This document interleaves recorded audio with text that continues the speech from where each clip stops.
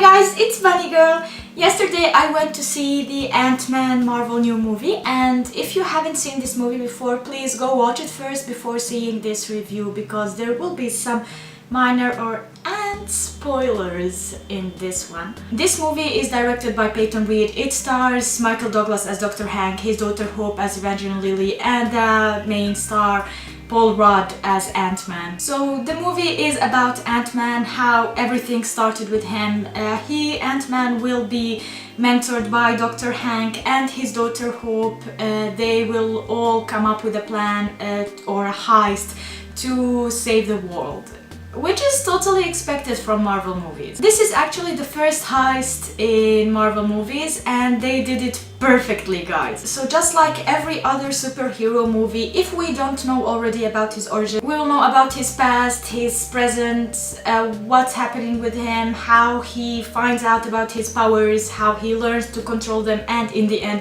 of course, he will use them to save the world. So even though I knew what will happen in the movie, I went to the theater, I knew what to expect, I knew how it will end. But still, it was so entertaining and so fresh and innovative. It was so fun, guys. I didn't expect it to be this much good. So let's talk about the cast first. Paul Rudd. Guys, I knew he was funny from many movies. His physiques also. I knew that he is trained and he was able to do this character, was able to be this hero. I didn't actually imagine him as one of the superheroes, of Marvel superheroes. He was always this goofy guy going around and being charismatic, but this time he was the charismatic hero no one expected him to be, and he totally rocked it. Because in the movie he's a divorced dad who is an ex-criminal, he's a thief, he went to prison, after that he got out. He tried to find a job, he struggled actually to find a job because of his past. Also, he couldn't find a home for himself, so he stayed with his friends who are also thieves. But they are, this group of guys, 3 guys, they are so clumsy and so funny. We have this Hispanic guy that always talks about different kind of sceneries. He always like make it look Hispanic. It's so funny, guys. They did their roles so good, and the writing, the screenplay, guys, I think this is one of the best screenplays of Marvel movies. I don't know why, but if we see, we have funny versus serious in the movie, and it's all balanced. All the movie is funny, even the jokes sometimes are serious but still entertaining. For example, Michael Douglas, amazing as every role he did in his life. And this is the first time we have this kind of role that we say, oh my god, he did amazing job. It's memorable. The quotes are memorable. His struggle with his life. He lost his wife, the Wasp, and now his daughter is also very powerful. She knows how to control ants. She believes that she can wear the suit instead of Paul Rudd. And there is a struggle as well between daughter, father, and this guy who is not at all important to them, but he became important after some time. So basically, the whole story, for example, Hope comes to Scott, which is Paul Rudd, and Ant-Man, and she says like, I don't know why my father chose you when I can do all this by myself. And he says, I am expandable to him. Because Dr. Hank, lost his wife. He couldn't let his daughter die in the same way. He's so afraid of losing his daughter that he's saving her. He's trying to actually protect her in any way possible, but that's why there is some problems between them. So as I mentioned before, the cast was right on spot. Everyone knew his role. I didn't mention the villain Darren Cross. He also was this corporative businessman who is trying to find this ultimate weapon to destroy everything, also to gain money or earn money. So basically we have him as well, and he was the villain, but he wasn't someone you expect him to be. He wasn't full of anger or hatred. He just had a plan, and everyone who crossed that plan was dead.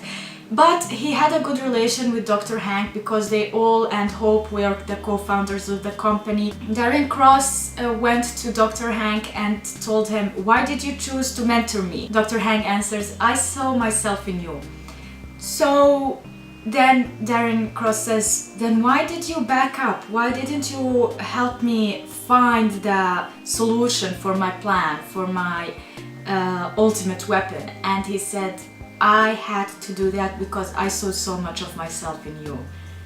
Whatever that meant, I don't know, Dr. Hank seems really nice, so I don't know why he thinks that he is bad. I don't know for now. It's still a mystery to me. So if you saw my other reviews or when I compared Marvel to DC movies, I always said that the superhero in Marvel movies, they joke all the time. They make fun because they know at the end they will save the world. They are full of themselves. They know that it will happen. They know that they are powerful. But in this movie, Ant-Man doesn't trust himself. He doesn't believe in his powers. And by the end of the movie, he's so excited. He's so happy that he found a way to save everyone, and especially his daughter, which I forgot to mention. The whole thing, the whole reason that he actually agreed to do that, to become the Ant-Man, is because he needed money and he needed some way to save his daughter and to also have a relationship with her, because as a divorced dad he couldn't do that with no money at all. So as I mentioned before, the movie is so funny. I have so many scenes, I already forgot some of them, but I will mention maybe 3 or 4 scenes that are hilarious and so entertaining to me that they are my favorite scenes, I think, in the movie. So, as I said, the villain is Darren Cross, but he became the villain by wearing this suit, and he's now called the Yellow Jacket, and he fought Ant-Man, of course, until the end of the movie. So all these scenes where they both of them, Ant-Man and Yellow Jacket, as really small, tiny men fighting, or soldiers, all of them are so funny, because if you look at it from humans' perspective, they are so small and they are fighting, they are almost unnoticed. And everything is so like slow or something like that. For example, there is one scene and by the end of the movie where Yellow Jacket and Ant-Man both are fighting in Ant-Man's daughter's room, and she has this toy, this train toy that goes around, and for us humans, from our perspective, it's nothing. It's so small and tiny and slow. But when they zoom in and look from Ant's perspective, it's so major, it's so big. And whenever they like punch something or destroy something, for them it's like an explosive. But for us it's like boop. And there is one other scene that I really liked when they were fighting as well in this suit bag, and Yellow Jacket says to Ant-Man, "I will disintegrate you." And then there was a mobile phone that is the size of a tank for them, and it started playing Disintegration by The Cure, a song. And there is this song playing from the mobile phone, and they are fighting. The whole theater was laughing so hard at that scene. While Dr. Hank and Hope were training Ant-Man, they told him that he has to go and take something from a corporation or company. And he figured out almost like seconds before entering that company that it was actually the Avengers institution. And he said to Dr. Hank, "Guys, this is wrong. I don't believe this is supposed to happen." And then Dr. Hank says, "Oh, don't worry, the Avengers are busy right now saving the world." He said they are busy bringing all nations back to space, which is the Avengers movie. And I like that the timeline is crossing there. We have also Eastern egg. I think I heard it in the movie. Spider-Man actually and the corporation, they mentioned it, but it was only mentioning. And there is one more scene. Dr. Hank mentioned that his suit is more serious than Iron Man's suit, which was funny also. I like that when they mention all these Avengers and other superheroes, that's how they connect all their movies. And if you are a big fan, or if you know all of the details, you'll enjoy the movie even more. So Paul Rudd is so funny in the movie, and he is always doing the unexpected. He is always making jokes around. He asks Dr. Hank to change the name because Ant-Man is ridiculous. But yeah, it fits him right. I have one more scene that I have to mention. In every superhero movie, we have this girl that falls in love with this guy that turns out to be a superhero, or she falls in love with him because he is a superhero, and they end up happily ever after.